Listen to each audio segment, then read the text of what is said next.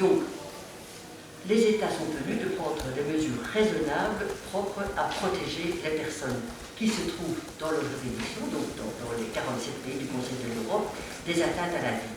Et ça, c'est un principe qui a été reconnu de manière absolument indiscutable. C'est un principe qui a été reconnu de manière indiscutable, pas nécessairement en matière de terrorisme, mais de manière générale aussi.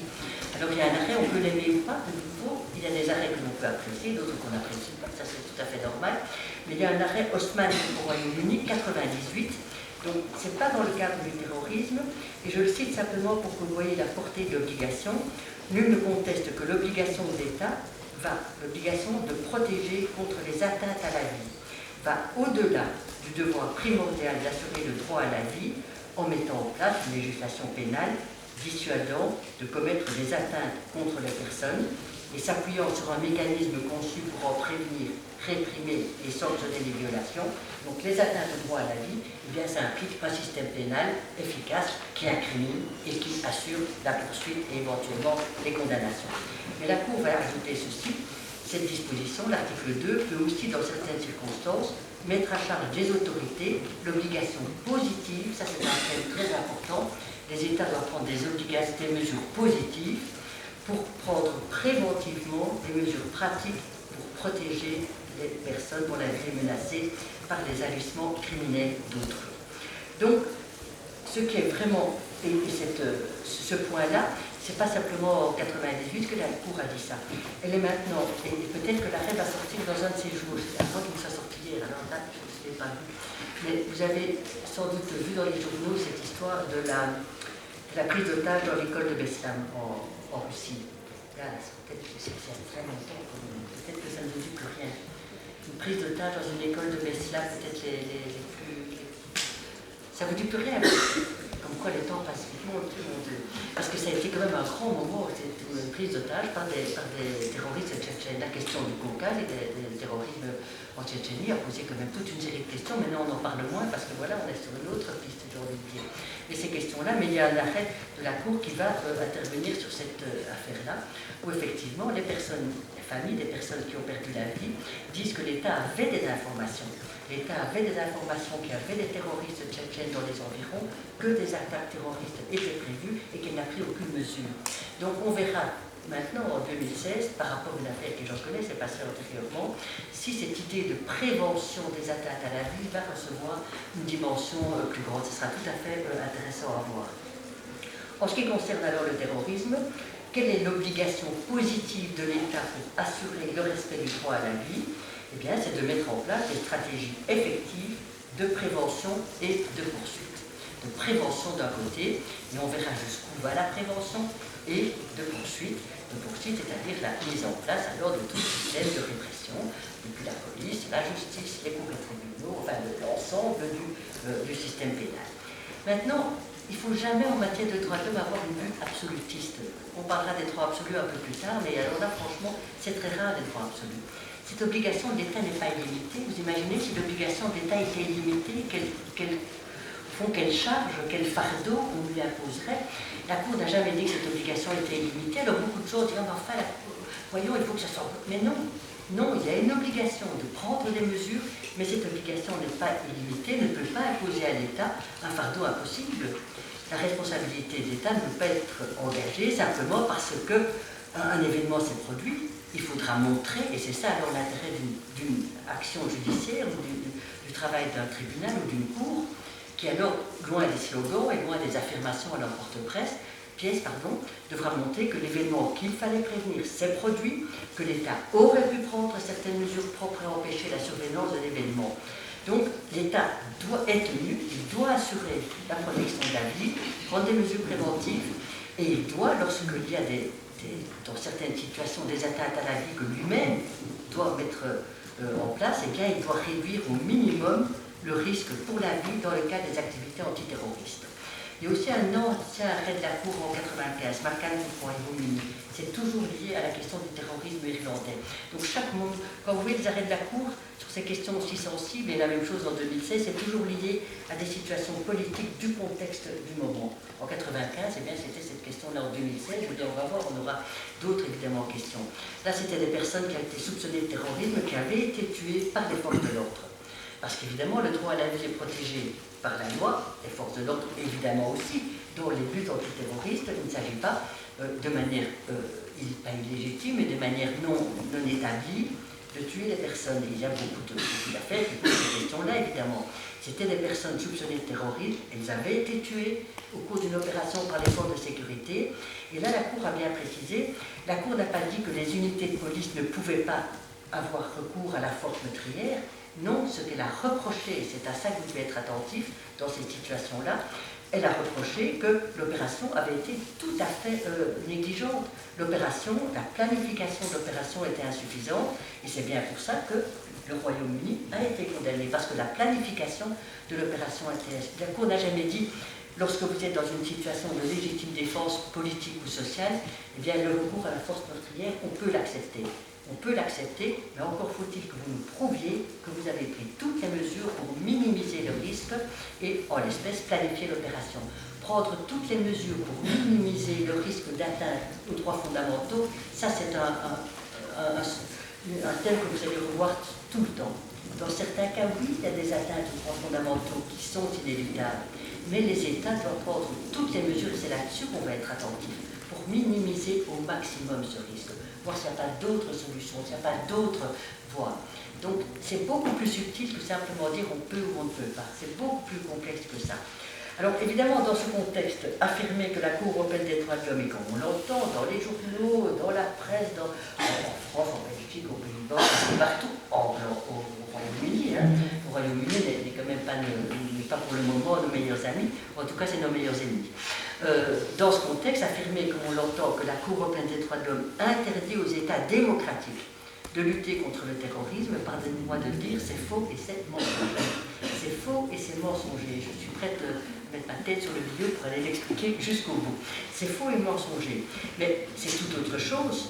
Les États, donc les gouvernements, ils doivent prendre des mesures adéquates, intelligentes et non pas illusoires. Ça, c'est pour moi vraiment le point tout à fait central. Donc, ils doivent prendre des mesures adéquates, des mesures intelligentes, des mesures illusoires, pour assurer, bien sûr, ce point qui est vraiment essentiel, la protection du droit à la vie.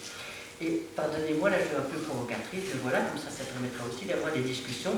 La déchéance de la nationalité, telle que je l'ai entendue ici, ou le débat tel que je l'ai entendu en France, pour une mesure qui existe en Belgique depuis 20 ans, donc très franchement, j'étais étonnée, depuis 20 ans, enfin depuis longtemps quand même.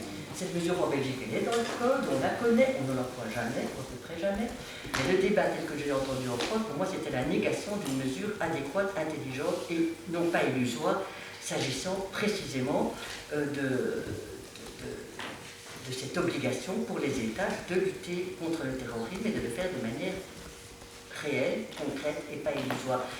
Je ne sais pas ce que ça va devenir, mais j'ai vu qu'il y avait maintenant des requêtes devant la Cour européenne des droits de l'homme s'agissant de la déchéance de la nationalité. Forcément, si des questions se posent ici, mais elles vont un jour arriver à la Cour. Forcément, ça, c'est toujours comme ça. Enfin, c'est toujours comme ça, mais c'est fréquemment comme ça. Et j'ai vu tout récemment qu'il y avait une requête par 5 ex-binationaux déchus de leur nationalité en 2015, déjà par des décrets du Premier ministre. Et quand j'ai vu la manière, parce que quand il y a une requête devant la Cour, vous allez la voir, elle est sur Internet. Et donc c'est intéressant de voir, tiens, pourquoi tout d'un coup on porte cette requête devant la Cour? Qu'est-ce qu'ils vont dire? Que c'est une atteinte à la vie? Non. Ils vont dire que ça porte atteinte à la vie privée et familiale, à mon avis. Ils vont dire que c'est discriminatoire, parce que dans les projets, c'était... et en tout cas dans la déchéance de nationalité qu'il a eue en 2015, par ces décrets, je n'en connais pas le détail, ces décrets, qu'il y aura bien sûr aussi une discrimination entre les Français et les étrangers, j'imagine que ça doit être ça. Mais l'avocat qui présente cette affaire, il dit c'est pas le procès de la déchéance de nationalité que je veux faire. Ce que je veux faire, c'est son utilisation politique. Il dit que c'est ça que je veux faire. Et il dit, en tant que telle, la déchéance de nationalité n'est pas contraire à la Convention. Mais si on l'utilise avec des discriminations entre les étrangers, si on les utilise comme il semble montrer dans cette affaire, mais on verra comment la Cour va juger ça, en disant que ces enfants risquent l'expulsion parce qu'ils ont des situations tout à fait précaires. Donc voilà, il faudra voir ce que ça va donner. Il faudra voir ce que ces requêtes vont donner. Elles sont maintenant introduites il y a quelques jours. C'est comme ça me préoccupait. Il me dit que j'allais en dire un mot, j'ai vite été voir, et j'ai vu qu'effectivement, première raison, les obligations de lutter contre le terrorisme pour protéger des atteintes à la vie. Ça, c'est une obligation, et j'ai tâché de vous montrer comment elle se présentait, non pas de manière illimitée, de manière raisonnable, pas de fardeau excessif sur les États, c'est insensé, c'est pas raisonnable, c'est tout. Les États ne peuvent pas tout faire. Le terrorisme, une fois que quelqu'un est prêt à donner sa vie, il n'y a pas de mesure possible, ça c'est une évidence. Donc il faut prendre des mesures qui permettent au mieux d'assurer la protection des personnes, mais sans donner l'illusion qu'au plus les mesures vont être fortes, ou qu'au plus on arrivera à juguler quelque chose qui est un tout autre problème, qui est un problème politique, qui est un problème social, qui est un problème qui va bien au-delà de la dimension juridique. Et il faut le comprendre de l'intérieur et pas simplement accumuler une série de mesures qui vont aller droit dans le mur, à mon humble avis. Seconde raison pour laquelle les États ont l'obligation, et celle-là elle est plus collective, c'est une obligation pour les États, au regard de la Convention des droits de l'homme, de lutter contre le terrorisme, c'est que le terrorisme est une menace au régime démocratique. La Convention des droits de l'homme est articulée fondamentalement sur la démocratie. D'ailleurs, si vous prenez le préambule de la Convention, dans tous les textes internationaux, déclaratifs de droit, des choses comme ça, vous avez le préambule, c'est simplement le petit texte au début qui donne un peu les intentions générales. Et c'est toujours intéressant à voir parce que ça donne l'idée. Or, il est bien indiqué dans le préambule que, effectivement, les gouvernements qui ont signé ça en 1950, ils ont réaffirmé leur attachement aux libertés fondamentales qui constituent les assises de la justice et de la paix dans le monde. Donc ça c'est important, et les droits fondamentaux c'est pour la justice et la paix. Ce n'est pas pour faire plaisir aux droits de l'hommiste.